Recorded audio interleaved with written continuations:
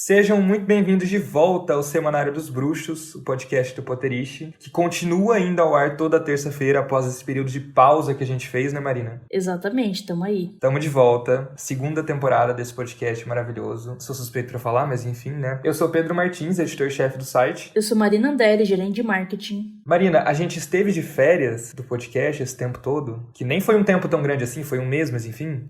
Eu adoro a ironia de chamar de férias, né? Porque assim, a gente não publicou episódio. Agora, no caso assim, continuamos gravando até mais do que a gente gravava antes, né? Editando. Foi realmente pra adiantar as coisas. Agora, férias mesmo. Acho que teve uma semana que a gente ficou sem fazer nada. A primeira, o resto... KKK. E inclusive, bom, claro, se você leu já o título desse episódio, que provavelmente você já fez, né? A gente tem um projeto especial agora pra essa temporada, né, Marina? Sim, a gente tá relendo os livros de Harry Potter. A ideia, então, é fazer um episódio sobre cada livro, discutindo, né? A gente imagina que, conforme a gente vai avançando na história, a gente imagina que os episódios vão ficando maiores e tal. E justamente por causa disso, porque a gente sabe que é complexo discutir um livro, vai ser só eu e o Pedro. Não vai ter convidado, que é muito esquisito. Exato, a gente não queria incluir mais uma pessoa nessa discussão, porque tá sendo interessante até eu e Marina reler, né? E a gente vai comentando um com o outro no WhatsApp. Exato, também achar uma pessoa pra se comprometer, né? E aí é uma experiência também, né? Pra vocês contar pra gente depois, enfim, o que vocês acharam desse episódio sem convidados. Todos os outros vão continuar a ter convidados, tá, gente? Nessa temporada. É só esses mesmo, que vão sair mais ou menos uma vez por mês, né, Marina? Exato, a ideia é mais ou menos... Alguns têm uma diferença de umas 2, 3 semanas, outros é um mês. A ideia é a gente fechar nesse ano ainda, né? Todos os livros. Mas aí vai ser isso. Aí vocês vão mandar tipo, nossa, mas muito chato sem convidado. Eles são a graça, o Pedro e a Marina são muito chatos. Eu vou falar assim, nossa, tchau. Enfim... E aí também é claro, né, gente? A gente queria sim organizar um clube de leitura em que vocês participassem ativamente e tudo mais, mas é que ponto que a gente tá sempre gravando os episódios muito antes deles irem ao ar. Então, seria um pouco complicado, quem sabe no futuro, mas a gente super convida vocês a lerem junto com a gente, né, Marina? Não, exato. Fiquem super à vontade, porque aí acho que vocês ficam até mais tinindo, assim, pra poder discutir, trazer pontos. É uma coisa que tá sendo interessante essa experiência, porque, cara, não tem como, a memória não é infalível, né? Então tem várias coisas que eu não lembrava, ou que não era tão claro pra mim, que agora tá sendo bom. Acho que isso vai enriquecer o podcast. E aí, pois, se vocês quiserem reler aí junto com a gente, também vai enriquecer vocês como ouvinte. Cara, se você nunca leu os livros, por exemplo, eu acho que pode ser legal, né? Pode ser uma experiência. Lê o livro e depois vem ouvir aqui. Para esse episódio agora, vai ler, volta. Quem sabe a gente consegue, sei lá, no final de quando a gente terminar tudo, a gente faz um episódio chamando alguém que nunca leu, alguém que já leu 1000 vezes, enfim, quem sabe, pra discutir em termos gerais. Acabei de ter essa ideia, você gostou, Marina? Gostei, amigo, tá aprovado. Ah lá, tá vendo? É assim que são nossas reuniões.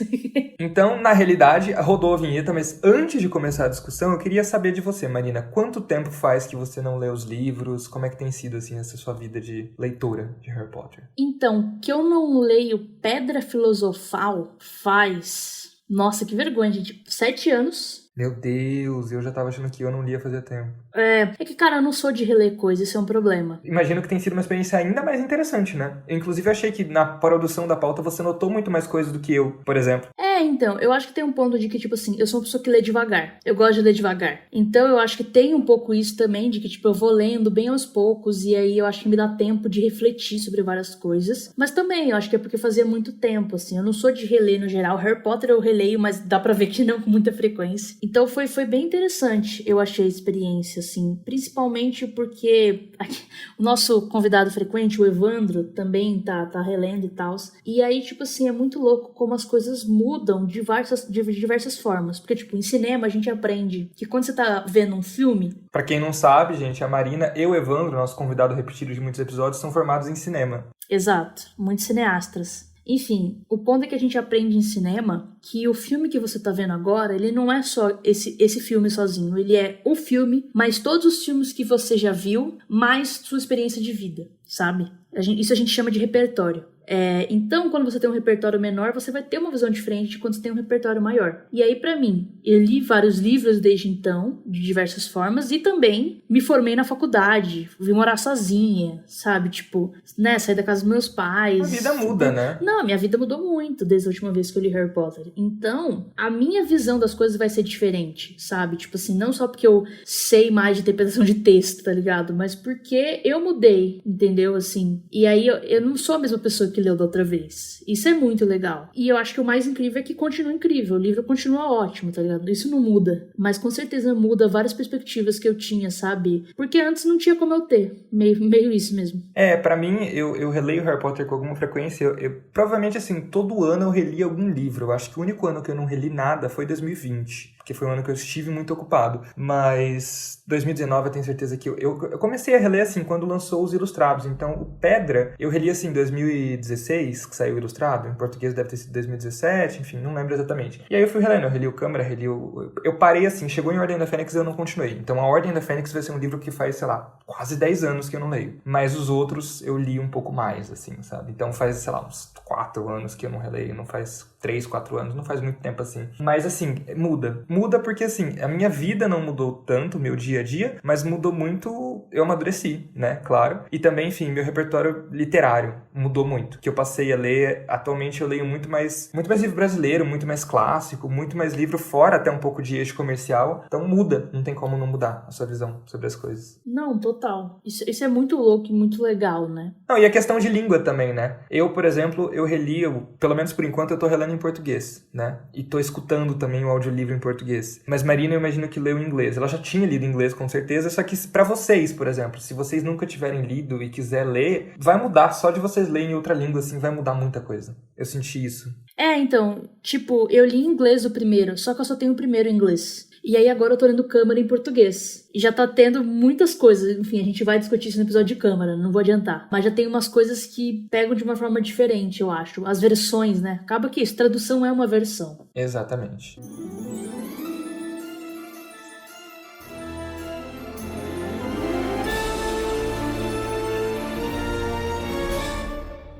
Mas vamos lá, vamos começar essa discussão sobre a Pedra Filosofal especificamente, depois dessa longa introdução que a gente se permitiu ter. Uma coisa que é surpreendente pra mim, Marina, assim, apesar de ser um pouco óbvia, é como os personagens parecem diferentes do que a gente tem na nossa cabeça, né? Depois de ter lido todos os livros e assistido todos os filmes tantas e tantas vezes. Se a gente for considerar só a Pedra Filosofal, os personagens adultos, por exemplo, muitos deles a gente não conhece de fato, né? Enquanto as crianças, por exemplo, muitas delas ainda vão mudar muito pelas experiências da vida e pelo amadurecimento que esses personagens vão passar, enfim. E alguns personagens específicos chamaram muita atenção, né? Tanto pra mim, quanto pra ti, enquanto a gente lia.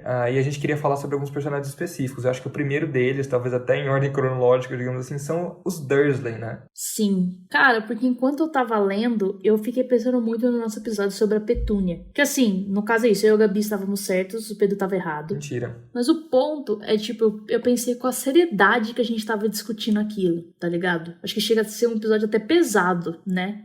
A gente fala lá de abuso, de todas as coisas. E, tipo, tudo aquilo ainda é verdade, só que o ponto é que em Pedra Filosofal, enfim, depois a gente sabe que fica mais intenso, mas em Pedra Filosofal, gente, é muito caricato, é muito sátira, tá ligado? Não é pra você ler aquilo e você ficar, tipo assim, né? Meu Deus, conselho tutelar. Eu chamar o conselho tutelar. Exato. É muito tipo assim, kkk, que pessoal ridículo, meu Deus, mano, sabe? Porque o início mesmo, gente, é perfeito. Tipo assim, que fala, né, enfim, né, segurava ser muito, muito normal, muito bem obrigado, etc. E fala que porque a Petúnia tinha um longo pescoço, que era ótimo. Que era útil, né? Facilitava pra ela olhar a vida dos outros, tá ligado? Olhar pela cerca, a vizinha. Gente, isso é muito... Cara... Sabe? É uma sátira, né? Tipo, é um narrador meio que zoando a família Dursley, né?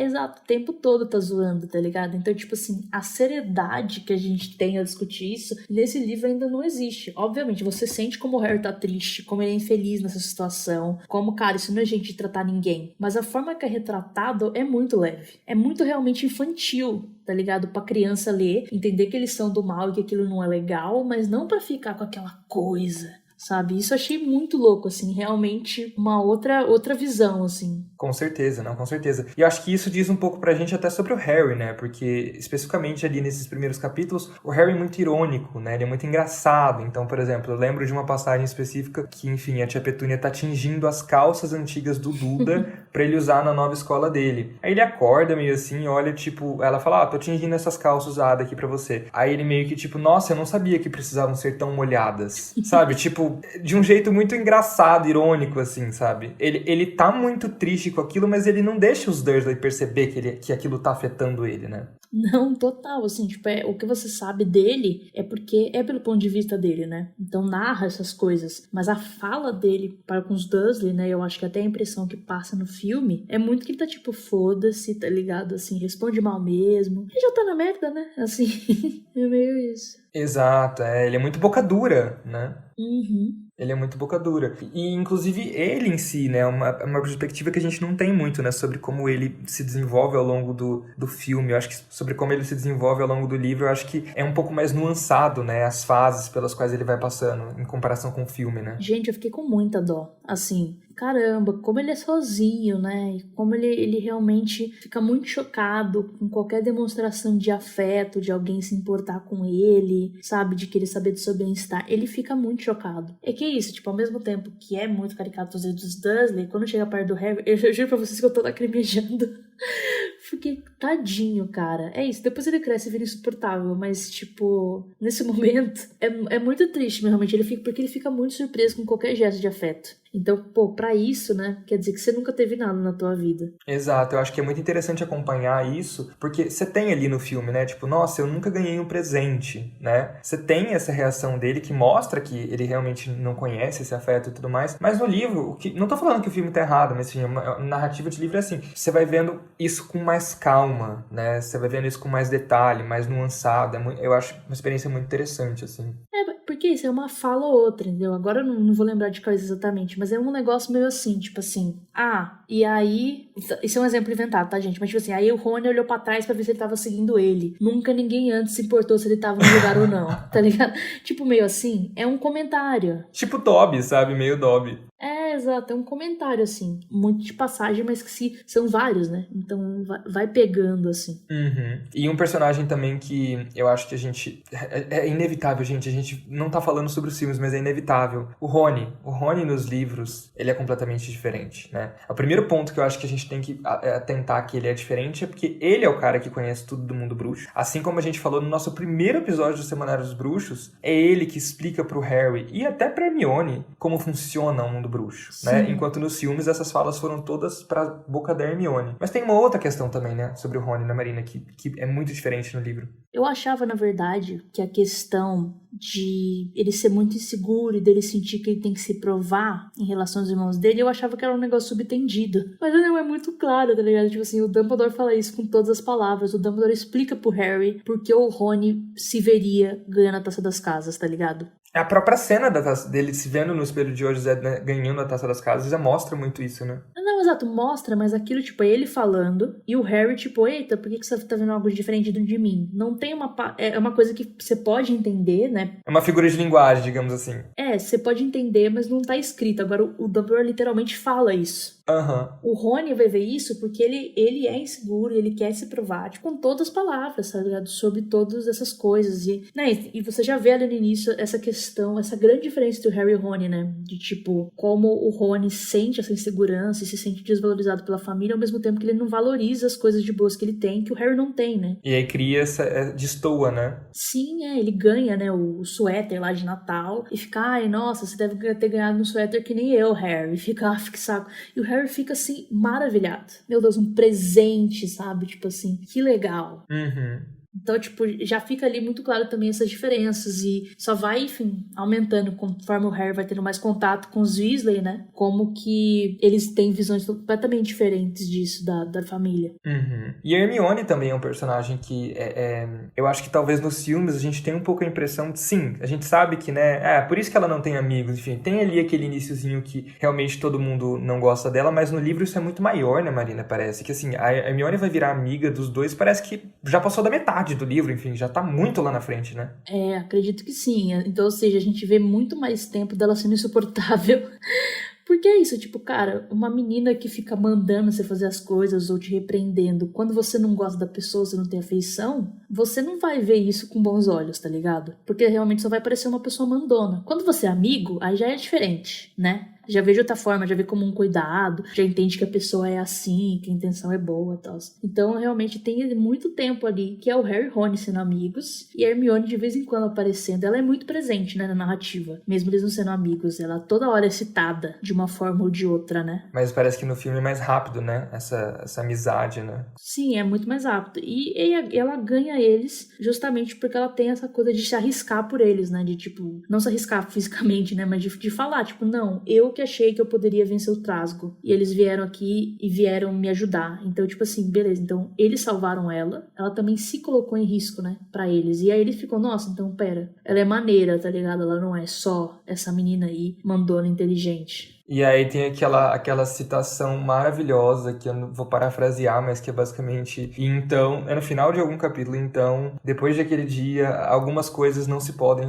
fazer sem ser melhores amigos. Enfrentar um trasgo montanhês é uma delas. Enfim, a frase é muito mais bonita, tá, gente? Mas enfim, eu achei muito fofo reler isso. Não, exato, é uma coisa muito, muito intensa, né? E é fofo, assim, realmente. E uma coisa, inclusive, né, por exemplo, tipo, o Rony e Hermione, eles têm umas farpas, mas não é nada demais. Assim, é bem tipo uns comentários assim. Não, e assim, cara, desde o início, beleza, eles têm ali 11 anos, pelo amor de Deus, não vamos sexualizar crianças, mas assim, eles têm uma relação muito diferente desde o início. Eu não sei dizer exatamente, não sei se eu tenho essa impressão, né? Eu acho que ali no início ainda é meio nivelado. Assim, tipo, o ponto é esse, é que o Rony, ele é mais... Ele se incomoda mais com ela, e ela também se incomoda mais com ele. Sim, exato, eles têm uma implicância maior um com o outro, mas não é nada demais, assim, não é nenhuma coisa assim, nossa, eles estão brigando horrores. É uma sementinha, assim, eu que sou shipper deles, enxergo como uma sementinha. Exato, não, tudo bem, se é shipper, tudo bem, eu permito. Exatamente. Mas é isso, eu acho que ainda é ok, assim, eles não têm uma relação com um grande conflito. Em alguns momentos ou outro que o Rony fica tipo, responde uma coisa, e ela fica, responde outra, mas... E tem momentos o Harry também responde a Hermione. Sim, o que não tem nos filmes, inclusive, também, né? Basicamente. Exato. Então, tipo, eles ainda estão ali nesse momento de que entender o limite um do outro, né? O que faz sentido ser falado daquela amizade ou não, né? Uhum. E o elenco adulto, né, gente, também tem bastante coisas interessantes sobre discutir, mas uma delas é o Snape, a gente vai discutir o Snape depois, é um ponto específico. Então vamos pro Dumbledore. O Dumbledore, gente, assim, ele é ao mesmo tempo em que ele é pintado como bom velhinho, né, Marina? Uhum. Ele é doido, assim, tipo, meio lunático, né? Ele transmite uma aura de meio lunático, né? Nos livros. Os livros não sei, mas nesse livro especificamente. Exato, é meio isso. Ele é brilhante e tal, ele é muito poderoso, mas ele é doido. Ele é maluco e é isso, sabe? Tipo assim. Então acaba que ele tem umas falas, umas coisas, uns momentos, né? Primeiro que ele e o Harry vão ter a primeira conversa ali, depois, mais da metade do livro, quando o Harry vai, né, tá no espelho de Odysseus olhando. Ou seja, demora muito pra eles terem uma primeira interação. Uhum. E aí eles têm uma segunda interação depois, né? Quando o Harry já foi lá e pegou a Pedra Filosofal, etc. Então, assim, são duas conversas, é muito pouco. A gente realmente não sabe nada do Dumbledore e ainda é uma figura muito afastada. E aí, eu acho que é afastada, inclusive, o suficiente pra ele meio que facilitar de algumas formas, né? Pro Harry ir lá e entrar no nosso apão e pegar a pedra e você não achar esquisito enquanto leitor, sabe? Tipo, o diretor da escola tá mandando o menino fazer isso. Exato, porque o cara é doido, entendeu? É isso mesmo. Não, ele é doido, assim, no primeiro capítulo, gente. Primeiro capítulo, assim, já tem ali, tipo, a Minerva, né? Quando o Hagrid chega com a moto, e aí ela vê aquela cicatriz, ela fica, meu Deus do céu, essa cicatriz, Dumbledore, não dá pra tirar isso. Ele, não, e eu nem tiraria. Eu, por exemplo, tenho uma cicatriz que é muito útil. É um mapa do metrô de Londres no meu joelho. Tipo, aleatório, sabe? E, tipo, umas coisas assim, tipo, ai, professora, você quer um caramelo de limão? É um doce trouxa que eu gosto muito, assim, tipo... Ele é lunático, assim, completamente lunático. Não, exato, então, tipo... Excêntrico, né? Acaba excêntrico, acho que esse é um adjetivo bom. E acaba que é isso, então não tem um peso tão grande as coisas, né? Tipo, ele deixou o Harry com os Dursley, sendo que, nossa, né? Que ele podia deixar ele num lugar melhor. Não, porque o Harry se arriscou. Sabe, tipo, não é tão pesado. As coisas realmente, elas vão ganhando peso conforme a história avança nos livros, tá ligado? Os livros vão se tornando mais adultos. O que não dá nem pra saber se é uma coisa proposital ou não, né? De, tipo, é um livro infantil, então a autora teve que, né, de alguma maneira, deixar as coisas um pouco mais leves. Mas eu acho que não, eu acho que era o objetivo desde o início, assim, sabe? Não, exato, tipo, era meio que o tom era esse e aí o negócio vai aprofundando, assim. Porque também é difícil, pô, você tem tanto personagem, você tem uma história que vai ser tão densa, enfim, que fica difícil você ficar pesando nesses momentos, sabe? Tipo, como é que você vai parar ali pra explicar o Dumbledore? Não tem como, sabe? Então, tipo, eu acho que tudo é no ritmo que tem que ser mesmo, mas é real, tipo, ele é realmente isso, é um velho maluco e é isso. E que se veste de uma maneira muito maluca, né? Isso sim, é uma questão que todos os personagens, na adaptação dos filmes, todos os personagens ganharam roupas muito pouco excêntricas, mas eu acho que o Dumbledore, assim, ele é muito excêntrico, né? O look dele. E então, a gente não pega... Eu acho que querendo ou não isso, né? Tipo, o figurino ajuda a contar a história, é uma narrativa dentro de um filme, a parte, né? Uhum. E aí isso perde também, né? Porque eu sei que talvez seria difícil fazer um Dumbledore caricato e, tipo, doido, lunático no filme, mas só de botar umas roupas estranhas lá já funcionaria. Só que ao mesmo tempo, enfim, ficaria estranho, porque é tudo colorido, tudo estranho. Mas enfim, é uma coisa que eu notei também, assim. Sim, total. E por outro lado, né, Marina, existe um personagem que não mudou nada, né? Desde o início. Afinal de contas, ele morre, não é mesmo? Esse personagem é o Professor Quirrell, que, enfim, tem um nome muito difícil. Fala com a gente vai, pausa aí e repete. Quirrell.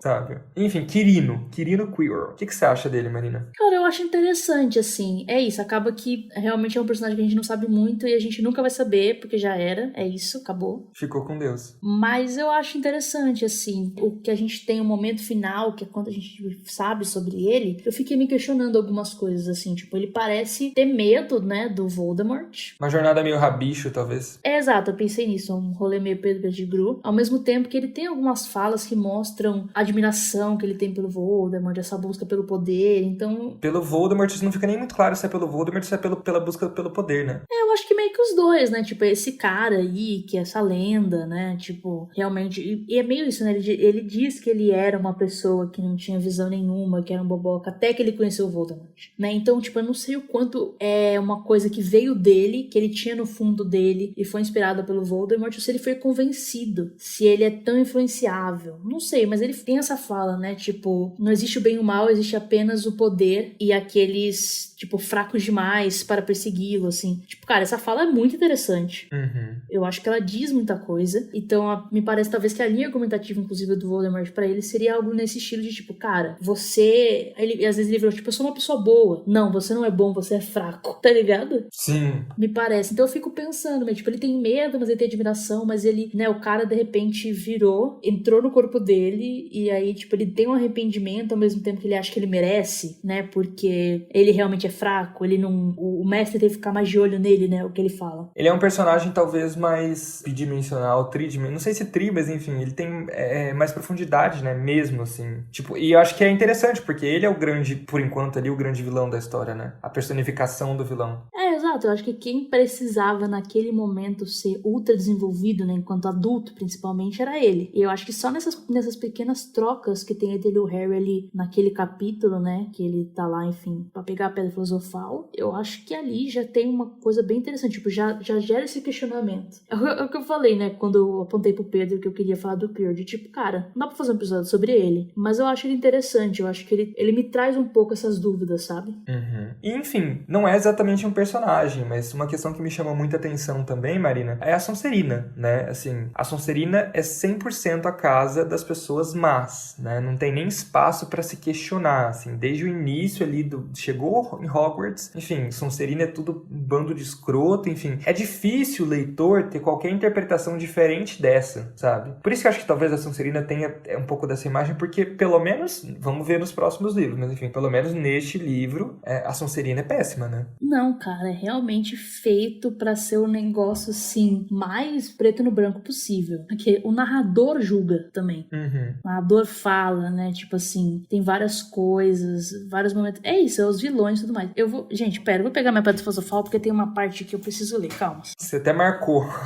Então, tá aqui. Eu vou até deixar o barulho de eu virando as páginas pra ficar uma coisa assim interessante. sonorização. Exato, tá aqui. Cara, a música do Chapéu Seletor, ele fala o seguinte, ó, sobre as casas. Da Grifinória ele fala que é a casa onde habitam os corações indômitos, ousadia, sangue frio e nobreza. Tá. Lufa-Lufa, moradores são justos e leais, pacientes, sinceros, sem medo da dor. Corvinal, velha e sábia, mente sempre alerta, homens de grande espírito e saber. Chega da Sonserina, ou quem sabe a Sonserina será a sua casa, e ali fará seus verdadeiros amigos. Homens de astúcia que usam quaisquer meios para atingir os fins que antes colimaram. Ponto é, então todas as outras têm características. Grifinória tem as características Lufa-Lufa, Corvinal. Chega na Sonserina, ele fala de encontrar os verdadeiros amigos. Tá, isso não é uma característica, né? Mas tudo bem. Aí depois a única característica é a astúcia, que fala que, vai passar por cima de qualquer um pra conseguir o que quer. Ou você vai pra Sonserina, onde os fins justificam os meios. Exato. Tipo, é muito tendencioso, tá ligado? Tipo assim, na música, ele fala todas as características das outras casas e da Sonserina não fala. Então, gente, não tem como ter uma impressão diferente. Acabou.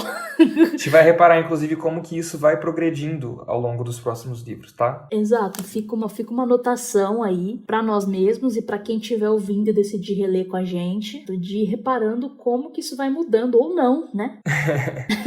Tem que ver o quanto da interpretação da Sonserina é dos livros e o quanto é a gente, né? Projetando coisa. Exato. Eu fiquei, caramba, cara, é muito pessoal do mal. Assim, eu não consigo ver isso mudando em Câmara, porque é Câmara secreta, né? O herdeiro de Sonserina, etc.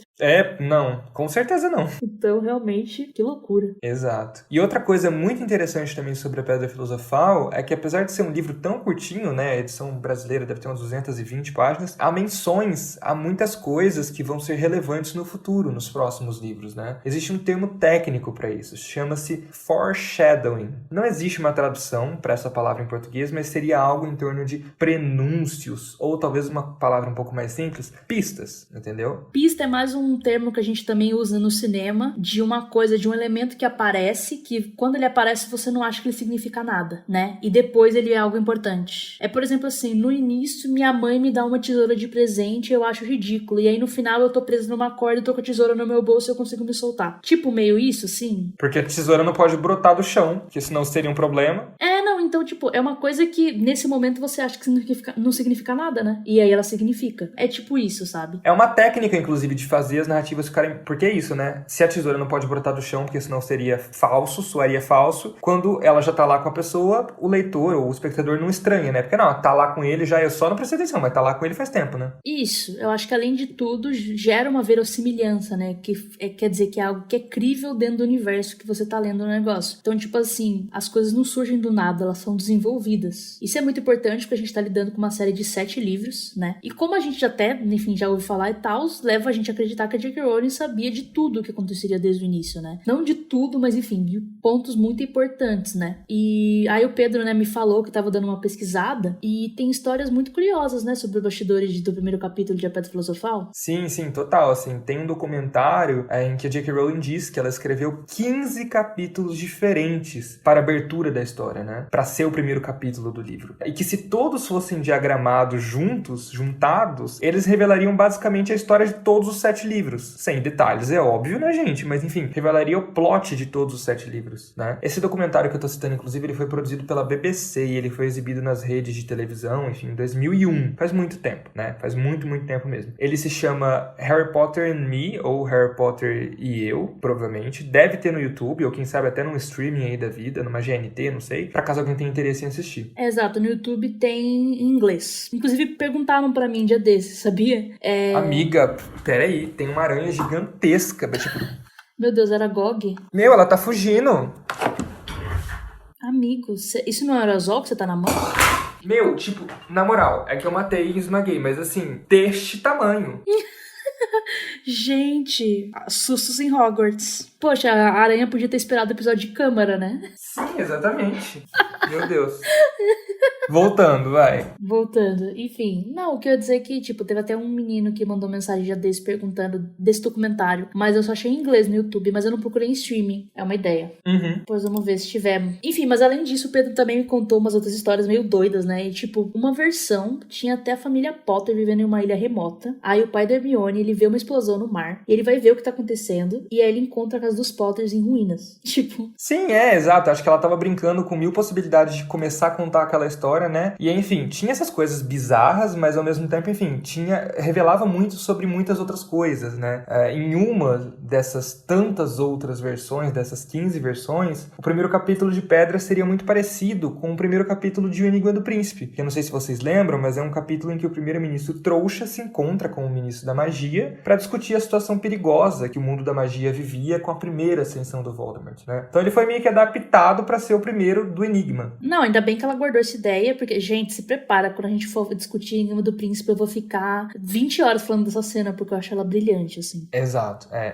mas de alguma maneira diz que, enfim, desde o início ela já tinha ideias brilhantes, né? Nesse sentido, narrativamente falando. Uhum. Mas enfim, Marina, quais pistas, né? Quais foreshadowings mais interessantes você notou enquanto você relia a Pedra Filosofal desta vez? Então, notei algumas coisas, assim. Essa primeira, por exemplo, eu nem sei se é coincidência ou não, mas enfim, tipo, o Simas comenta do Barão Sangrento, que fala, tipo, ninguém sabe como ele ficou coberto de sangue. E isso é uma coisa que a gente vai redescobrir em Relíquias, né? Quando a gente vai descobrir a história lá do diadema de Ravenclaw, né? Que o Harry vai falar com a Helena Ravenclaw, que é, né, a Dama Cinzenta, o fantasma da Corvinal. E ela fala, né, que, tipo, o Barão Sangrento era apaixonado por ela, ia atrás dela, etc. E aí acaba que nisso ela acaba morrendo e ele se culpa, né? Ele se mata. Por isso que ele não limpa o sangue, né? Nesse momento, que ele continua carregando as correntes, né? De como ele se matou, como punição, né? Tipo, é uma falhinha, gente. Que a gente vai descobrir lá. Nem é super relevante, né? Assim, o Barão Sangrento em si, mas... Exato, mas é curioso, né? De tipo, que isso de alguma maneira já insinua o leitor a prestar atenção naquele fantasma, por algum motivo. Não, interessante, um detalhe interessante. E outra coisa é que o Harry tem um momento que ele fala assim: Harry tinha a impressão às vezes de que Snape podia ler mentes. KKKK, estava correto, né? Então algo que, pô, lá em Ordem, né, que a gente realmente vai saber de verdade. 4 livros depois. Que é um fator importante, inclusive, pela ligação do Harry com Voldemort e tal.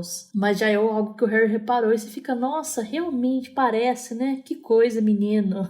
E aí não tem como ser coincidente, gente. Se o negócio do Barão Sangrento pode ser o Harry achar que o Snape pode ler mente, não. Não, porque fala mais de uma vez, inclusive. Então é realmente algo assim. E aí, enfim, continuando no Snape, tem, enfim, não sei se exatamente é um foreshadowing, né? Mas já deixa claro que tem essa rivalidade entre o Tiago e o Snape, né? Porque ali no final de Pedra, o Dumbledore explica pro Harry, né? Tipo, ó, o Snape odiava teu pai, mas o teu pai salvou a vida dele. Então ele se sentia em débito e queria te proteger por causa disso. É uma coisa, é bem engraçado, porque é bem preto no branco, né? O Snape é um escrotão mesmo, mas aí ele queria, né, enfim, ficar kit com o Tiago e te protegeu. Que o Dumbledore meio que sempre tem essa coisa de revelar aos poucos, né? Pro Harry e, consequentemente, pro leitor, né? E passa um panão, né? Que olha. Então, tipo, já é uma coisa que vai ser retomada, né? No futuro. Você vai entender o nível que eles tinham de validade. É também algo em ordem, né? Inclusive. E depois, mais ainda, você vai descobrir que essa não é a história toda, né? Tipo, não é por isso que o Snape tá protegendo o Harry. Mas eu acho que é uma explicação boa, assim, tipo, pra não contar a história. Eu acho que é uma explicação boa que o Dumbledore encontra. É mais ou menos verdade, né?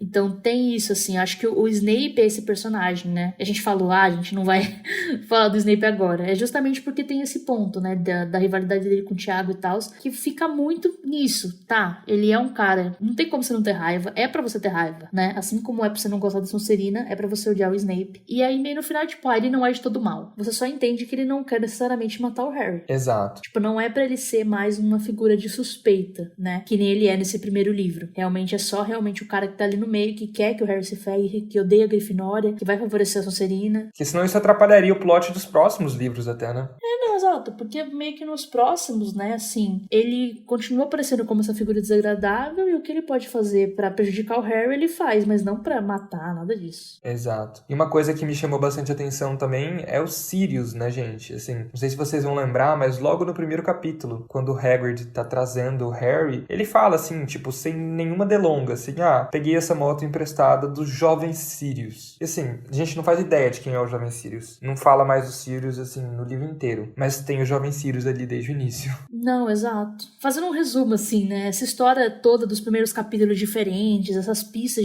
do que viria a seguir e tal, me dá um pouco a impressão de que a Pedra Filosofal foi um livro muito editado, tipo, muito cortado mesmo, sabe? E que a J.K. Rowling talvez tenha baixado a cabeça pro editor. Porque, né, afinal de contas, a situação na época é que, tipo, era o único editor que queria publicar um livro infantil de 200 páginas, sem ilustração, que isso na época era considerado, tipo, gente, impossível, que criança vai ler isso tudo, né? E depois você pensa, enfim, em ordem e kkk. Mas enfim, né, o livro a gente tem que lembrar que foi recusado mais de 10 vezes, né? Então eu acho que reflete muito no ritmo da narrativa, né, o fato desses cortes e tal. Não, com certeza, eu tenho muita essa impressão, assim, porque eu vejo que, se vocês pararem pra reparar, gente, tanto em Pedra quanto em Câmara, as aulas que o Harry, Ron e Hermione assistem são aulas, assim, que eles precisam estar naquela aula pra receber alguma informação que vai fazer a narrativa, o fio condutor da narrativa avançar. Não tem uma aula que seja só pra construção de universo, nem nada. A partir de Prisioneiro de Azkaban, que começa a ter essas aulas que, enfim, não fazem necessariamente aquela narrativa avançar. Tá lá mais pra construir o universo, pra poder, enfim, né? E aí os livros vão ficando maiores, cada vez maiores, até que, inclusive, chega em A Ordem da Fênix e fica grande demais, né? Tipo, fica tão grande que a própria J.K. Rowling reconheceu que aquele livro precisava ser cortado. Que ela, hoje em dia não, mas enfim, há 10 anos atrás ela falou, olha, eu tava sem energia, precisava cortar aquele livro, mas eu não sabia o que cortar, mas enfim. Mas é realmente, assim, é um livro muito curto, assim, tipo, é um capítulo que já leva no outro, assim, mas de um jeito, assim, que... Não tô falando de cliffhanger, não tô falando de final que deixa você necessariamente curioso pra saber o próximo capítulo. Não acho que é isso. Mas é que realmente, assim, parece que é tudo quase que um roteiro de filme, assim, né, Marina? Nesse sentido de, tipo, cirúrgico, assim. Uma ação leva a outra e vai de um jeito. Sim, é muito objetivo, né? Acho que ela não tem muito tempo pra ficar construindo o universo. É uma coisa ou outra, mas realmente é muito mais breve. Acho que talvez um pouco os extremos, né? Tipo, Pedra cortou demais e aí Ordem, quando ela já tinha mais autonomia, aí todo mundo cortou de menos, tá ligado? Sim. Acho que precisava de um equilíbrio, mas total, assim, é isso. Acaba que, enfim, como é uma história que tem 7 livros, você não sente tanta falta no geral, né? Mas realmente é um ritmo muito mais acelerado, assim, tipo, eu fiquei acelerado ao mesmo tempo que, tipo, eu fiquei meio surpresa o tanto de tempo que a gente passava fora de Hogwarts, sabe? Acho que talvez o ponto principal que ela acabou focando e o que deixou Hogwarts essa coisa tão, tipo, a aula vai levar isso, que vai levar isso, que vai levar isso. Se a gente parar pra pensar no jogo de quadribol, né? Tipo, ela tá, sim, apresentando, criando o universo, que, ó, gente, esse aqui é o quadribol, mas ao mesmo tempo, no jogo de quadribol, ela tem toda aquela questão do Snape, da capa que pega fogo pra criar a suspeita do Snape e depois quebrar lá na frente, enfim. Não, tipo, a gente tem 2 jogos de quadribol, né? E o segundo é que o Snape é árbitro, né? Então, e aí ele... o Dumbledore tá lá assistindo, aí parece que o Snape tá frustrado por causa disso. É pra aprofundar a questão do Snape, né? A suspeita e todas essas coisas. Não é realmente... gente, o que é ótimo, porque o jogo de quadribol, sinceramente... É chato de ler, nossa. Eu tô preocupadíssimo, assim, com o Cálice de Fogo, gente. Nossa, porque... Puta que pariu. 200 páginas de Copa, meu Deus. É complicado, porque, tipo, eu gosto do quadribol, enquanto ver nos filmes é ótimo, entendeu? Porque tem ação. Agora você vai ler no livro, cara, é muito difícil de ficar visualizando. Eu não sou uma pessoa que consegue visualizar as coisas, sabe? É complicado. E não é que tá mal escrito, não. É que é complicado mesmo. E, assim, e até essa questão, né, do quadribol, do Harry ser esse grande ícone, né, do quadribol, porque isso lá na frente vai levar ele a pegar a chave lá no desafio, não sei o quê. É tudo muito conectado. Não tem, tipo, um parágrafo nesse livro, parece que tá ali por um acaso, sabe? Parece que cada parágrafo tem um motivo de estar ali, assim, sabe? Sim, isso é uma estrutura muito de filme. Geralmente filme é assim. Em filme você não pode colocar uma coisa que não vai levar a nada. Tipo assim, em um filme solo, por exemplo, você nunca poderia falar o jovem Sirius Black. Exato, é. Porque isso tem que significar alguma coisa, tá ligado? Livro, não. Até porque senão o espectador vai ficar assim, mas peraí, quem que é Sirius Black? Isso causa até uma estranheza, né? Exato, livro não, mas esse especificamente, no geral, ele segue muito essa estrutura. De uma causa-consequência e vai indo, né? Então, interessante, assim. E acaba ficando mais fácil de ler, né? Assim, se... É ótimo. Que era o ponto. Era a preocupação na época, né? Quem que vai ler um livro grande desse? Então, vamos fazer da forma mais fluida possível. Acho que foi bom, no fim das contas, essa edição pela qual ela passou. Mas, enfim, além disso, a gente não nota muito, mas a Pedra Filosofal, gente, tô até curioso pra ver como que vai ser em câmera, mas é um livro muito infantil, né, Marina? Não só pela maneira como a história é contada, mas até por algumas escolhas canônicas mesmo, assim, sabe? Do cânone que ela começa a estabelecer. A gente vai comentar sobre isso no episódio específico. A gente vai ter nessa temporada, gente, um episódio sobre tradução de Harry Potter. Vocês vão adorar, mas enfim. Mas pensa, gente. Severo Snape. O nome do personagem que é Severo, sabe? É professora Sprout. Sprout, em inglês, significa germinar. É a professora germinar, gente. É tudo uma brincadeira. Assim, a gente não pega isso. Apesar da Lia Wilder ter feito todo um esforço pra que a gente pegasse tudo isso, tudo ali é uma brincadeirinha pro público infantil. Sim, com certeza, sim. Eu acho que é um livro muito marcado pro público-alvo dele, sabe? Muito mesmo.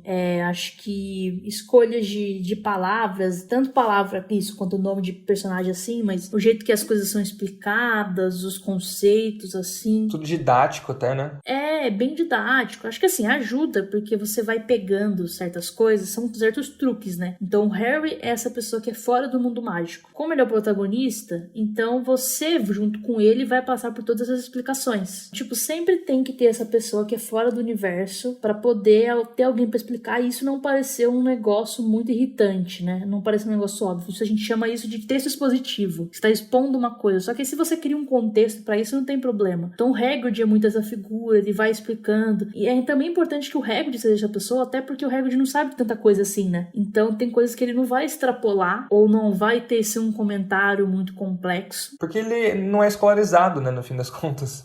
Exato. Eu acho que acaba que é um personagem, mesmo que no caso ele traga uma coisa muito interessante, que também é um certo foreshadowing, do Voldemort, né? Que ele fala assim, cara, eu acho que o Voldemort não morreu. Eu acho que ele tá aí por aí ainda, porque eu não acho que ele era humano o suficiente pra morrer. E, cara, certeiro. Olha isso, gente. Ele fala literalmente isso, né? Ele não era humano o suficiente pra morrer. Tipo, não é literalmente, mas ele usa essas palavras, né? Sim. Então, tipo assim, ele obviamente tá pensando de uma outra forma, jamais imagina os Horcruxes, o negócio da alma, etc. Mas já é um negócio, pô, gente, isso é muito importante.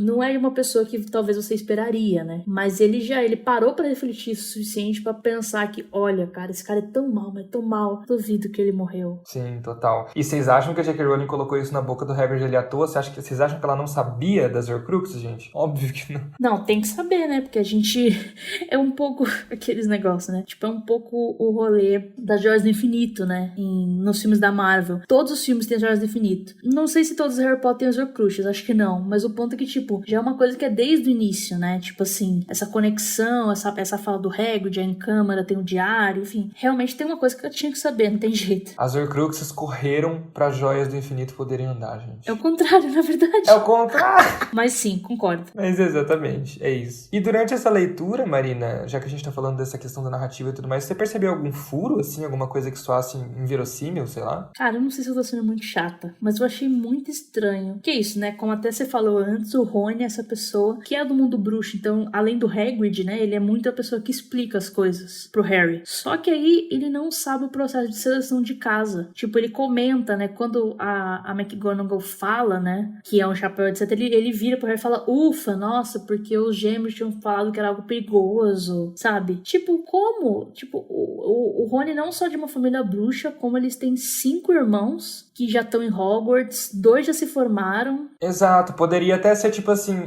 mas eles contaram, só que outros irmãos, a própria Molly e o Arthur teria contado a real, né? Exato, tipo, nossa, imagina, a criança deve ser, tipo, louca pra saber, né? Tipo, meu Deus, como é que funciona Hogwarts, como é que é Hogwarts, ainda mais ele com irmãos, né? Que estão indo e vivendo isso e ele tá em casa ainda. Isso eu achei muito estranho, cara. Tipo assim, eu acho que, não sei se tô sendo chata, mas é porque eu fiquei muito, tipo, Eu concordo, é estranho mesmo. Mas foi só isso, mas eu achei estranho. Eu imagino, assim, editando o texto da J.K. Rowling de Pedra Filosofal, adicionando um comentário, quem trabalha com texto aí, gente, Google Docs, adicionando um comentário, mas, miga, ele não é a pessoa que sabe de tudo. E aí a J.K. Rowling só clicou resolver comentário e não falou nada. Resolvido sem resolver nada, exatamente. Ai. E além disso tudo, gente, não tem como a gente não discutir uma das questões que mais incomodam os fãs dos livros de Harry Potter, né? Que são as cenas cortadas. Em todo episódio, sobre essa nossa releitura, essa série de episódios, a gente vai comentar um pouquinho sobre isso. Teve alguma cena, Marina, cortada de A Pedra Filosofal que você sentiu falta, assim, que você acha que precisaria estar no filme? Então, eu não sei necessariamente se eu sinto falta. Tipo assim, eu sinto que seria melhor se tivesse. Que seria, no caso, a cena, né, do Harry no Espelho de Ozezed. Ele não vê só os pais, né? Ele vê a família dele todos, os avós, né? Tipo, uma linhagem, assim. Mais atores, né, pra contratar. Exato. O orçamento era muito baixo, coitado. Eu acho que isso eu achei muito interessante, assim, lendo. Porque isso fala de diversas formas. Primeiro disso, de que, tipo, tem muita gente que ele não conheceu. Ele tem todo um legado de que ele não sabe. Ele tem uma família, gente. Só que ele não sabe de ninguém. Então, é uma coisa além de você não ter os seus pais, né? Ele não tem o resto. tá ligado? Tipo assim, por exemplo, o Neville, né, que é o outro que quase foi escolhido, ele tem a avó e ele comenta dos tios, né, também. Ele tem uma família. O Harry não tem nada. Ele tem os Dursley que não gostam dele e acabou. Então eu acho que fica até mais emocionante, porque é uma família toda, muitas, centenas de pessoas que ele nunca conheceu. Gente, eu acho que eu tô virando fã do Harry. Eu tô muito emocionada. Mas eu também tô um pouco mais compadecido pelo Harry. Então, eu concordo com a Marina, apesar de que é isso, né? Não seria tipo, nossa, não fez uma grande falta, seria legal, bonito. Eu sinto que é isso, não tem nenhuma cena, inclusive assim, as cenas que foram cortadas da versão estendida, se vocês pegarem a versão estendida pra assistir, ou se vocês simplesmente colocarem lá no YouTube, né? Cenas deletadas, Pedra Filosofal. Cara, são todas cenas que realmente Chris Columbus cortou e cortou direito. Não tinha tipo Yates, né? Não foi o Yates que corta e corta coisa errada. Não, cortou assim. Chegou a filmar, mas cortou e cortou assim. É isso, cortou certo, sabe? Não, tem aquela que é muito boa, tipo, é muito engraçada. Eu acho que no filme talvez é mais engraçado ainda, porque você tem o visual, né? De que é a Petúnia quebrando os ovos? A Petúnia, exato. A Petúnia quebrando os ovos e tá as cartas de Hogwarts dentro. Cara, que absurdo. É muito engraçado. Exato, é engraçado, só que é isso, tipo, não faz diferença nenhuma, né? Não é necessário, assim. Acaba que, no geral, o que eu acho que é muito fácil Pedras ser fiel ao livro. Porque o ponto é, cara, muito do livro é fora de Hogwarts. Metade quase, né? Exato. Metade do livro é fora de Hogwarts. Ou seja, eles encurtaram muito essa parte. É muito direto. Ele ali, aí vai pro zoológico, aí logo depois já tem as cartas, vão lá, chega o Hagrid, foi pro Beco Diagonal, de lá já foi pra Hogwarts direto. Inclusive, tipo, em um espaço, não sei como que passou aquele mês tão rápido, mas passou. Então, tipo assim, é muito rápido. Então você perde todo esse tempo entre as coisas, que no livro o Harry volta pra casa dos Dursley, né? Depois que ele vai pro Beco Diagonal. E aí no filme simplesmente o Hagrid tá lá e some, né? Na plataforma. Sim, ele leva direto o Harry pra aquilo e tudo mais. Então, tipo, aí é fácil, porque eles cortaram muita coisa. E cortaram certo, né? Eu acho que tudo bem, assim, acho que realmente o resto seria pra salientar a solidão e a tristeza do Harry, sabe? O que eu não acho que fica cabendo tanto num filme infantil. Era muito um filme, assim, pegada Esqueceram de Mim, sabe? É bom, Chris Columbus, né? Chris Columbus, exatamente. Não só Chris Columbus, né? John Williams também, enfim. Sim, então, tipo, acho que tudo bem, não faz muita falta. Que homem, né, Chris Columbus? Porra, tipo assim, não era uma dificuldade muito grande de adaptar, né, em questão de roteiro, mas em questão de construir do zero, foi do caralho, né, o trabalho dele, enfim. E pra encerrar nossa conversa, né, gente, que tá maravilhosa, bom, pra mim tá muito legal, espero que pra vocês também estejam, mas pra encerrar nossa conversa sobre a Pedra Filosofal, eu gostaria de propor, assim, uma reflexão pra mim, pra Marina, sobre como nossa perspectiva muda, né, conforme a gente envelhece. Foi uma coisa que a gente falou ali um pouquinho no início também, mas pra fechar, em termos gerais, Marina, já que a gente já comentou os mais específicos, como foi pra ti essa releitura? Cara, foi muito de boa, foi muito fácil, assim, é um livro muito fácil de ler. Eu ficava meio preocupada, né, enfim, com a vida. Eu falei, cara, será que eu vou ter tempo? Tipo, será que eu vou conseguir, assim, ter tempo de parar pra ler? Eu acho que principalmente porque não tenho o hábito de leitura que eu tinha antes, né, infelizmente, assim. E aí parece que eu só consigo parar pra ler os livros mais idiotas, sabe? Eu sempre rolei meio assim. E aí eu achei muito fácil, eu percebi, pô, se eu sentasse pra ler, eu lia muito já. Eu já li umas 50 páginas de uma vez. No caso, 50 páginas de uma vez, a edição que eu li tinha 309 páginas, então foi um pouquinho mais. Que é a hardcover americana, provavelmente. Não, é que a edição de 10 anos e tal, então ela letras maiores, é diferente. Mas então eu gostei que eu consegui parar pra ler e aproveitar e pensar e tal. E eu acho que o principal que muda é que eu sou muito mais velha que o Harry. Não pouco, eu sou muito mais velha que ele. Então, tipo assim, eu só fico tipo, todo mundo. Eu só fico tipo, meu Deus, essas crianças, sabe? Antes era tipo, eu queria estar lá com eles, né? Eu queria estar com eles vivendo aquelas aventuras, aquelas coisas, e dificilmente eu julgava o que eles faziam, o que eles falavam, porque eu tava ali na mesma época, eu também achava aquilo, eu também não tinha o córtex pré-frontal desenvolvido, entendeu? Então, pra mim, era isso. Então, tipo, mesmo quando eu li quando adolescente, ainda tava muito próximo, mesmo já sendo, enfim, consideravelmente mais velho. Agora eu só fico, meu Deus, crianças, entendeu? Tipo assim, meu Deus, que fofos. Então, tipo, é muito um olhar mais materno, parece. Isso é muito interessante, né? Mostra como é uma narrativa com potencial de conquistar tanto a criança mais nova do que Harry, a da idade do Harry, o adolescente e a pessoa mais velha. E por aí vai, sabe? Tipo, o que eu noto sempre não é sobre este livro específico, mas, enfim, o que eu noto sempre sempre quando eu leio Harry Potter, e isso vai se tornando inclusive muito mais denso nos próximos, é que,